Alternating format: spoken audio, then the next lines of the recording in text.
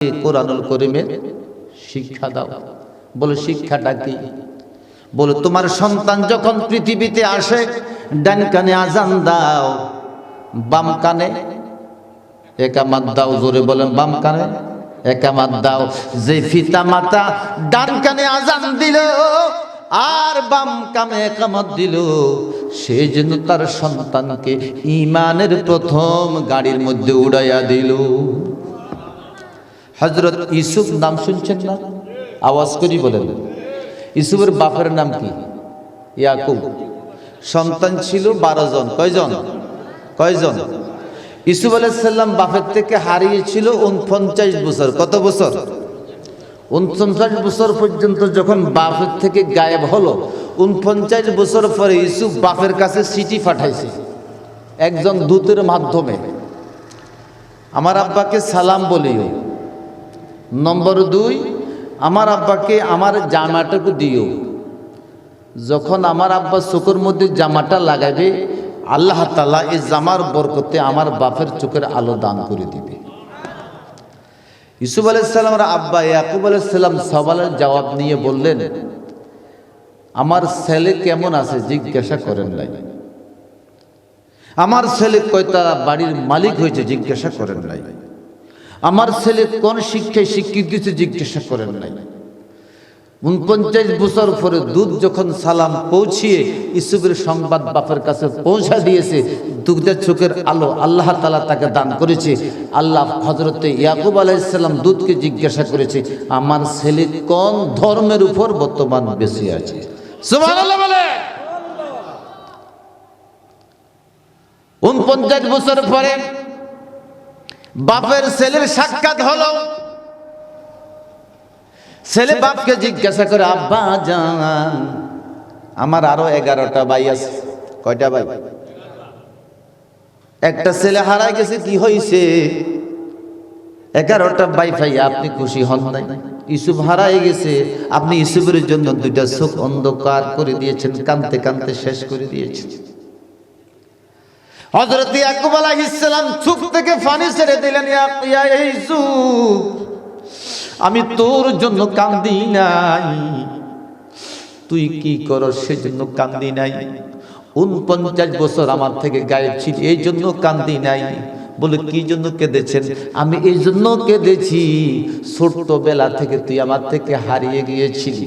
হারিয়ে গিয়া তুই কি দিনের উপর ছিলি, নাকি তুই দিন থেকে দূরে গিয়া তুই না জানি নাস্তিক হয়ে গিয়েছিলি? আমি তোর দিনের ব্যাপারে চিন্তিত ছিলাম। কিয়ামতের মাঠে তুই যদি দিন হারা হইয়া জাহান্নামী হয়ে যাইতি, তাইলে তুই একা জাহান্নামী হইতি না, আমি বাপও জাহান্নামী হয়ে যাইতাম।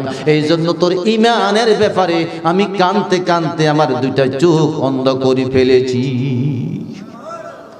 দরপেশানি নে তেরি কত রুক দরিয়া কর দিয়া, দিল কো রোशन কর দিয়া, आँखों को बीना कर दिया, जो न थे खुद राह पर औरों को हादी बन गए, क्या नजर दी जिसने मुर्दों को मसीहा कर दिया। আল্লাহু আকবার বলেন। আল্লাহ বলেন, নিজের জাহান্নামের আগুন থেকে বাঁচাও, নিজের সন্তানাদিকে জাহান্নামের আগুন থেকে বাঁচাও। এই কথার অর্থ হলো ছেলে এবং মেয়েকে কোরআনের শিক্ষা দাও। জোরে বলেন সুবহানাল্লাহ। এই ছেলে যখন কথা বলতে শিখে, কি বলতে? আওয়াজ করি বলেন, কথা। তাকে কালিমা তয়্যিবা শিক্ষা দাও।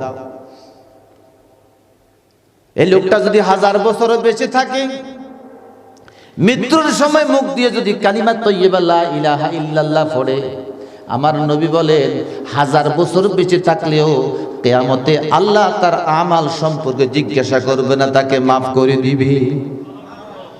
ঢাকা গেছি, ঢাকা কোথায়? বন্ধুর বাসায়। তো বন্ধু বলল, আমি গুলশানে এক ঘরে ঢুকলাম, ঢুকার পরে দরজাটা যখন খুললাম, একটা ছেলে আইসা বলতেছে, ওলে ওলে।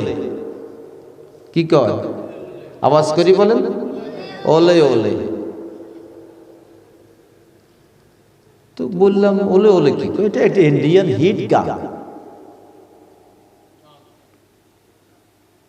তো কইলাম যে কলমা পারো? কলমা কি? তো উনি বলতেছে কলমা লা ইলাহা ইল্লাল্লাহ মুহাম্মাদুর রাসূলুল্লাহ। ছেলে বলতেছে এটা হলো ফকিরদের কলমা। একটু আস্তে কইলেন, এত আস্তে কইলেন।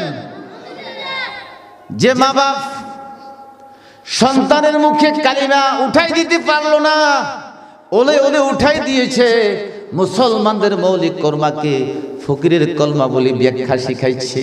আপনারা বলেন এই বয়ে মা বাপ বয়স্ক হলে বৃদ্ধাশ্রম ছাড়া অন্য কোথাও জায়গা হবে? সুতরাং তুমি যদি তোমার সন্তানকে দিন শিখাইতা, তাহলে তোমার সন্তান ওলে ওলে শিখতো না। তোমার সন্তান যদি কালিমা শিখতো, শিখাইতা,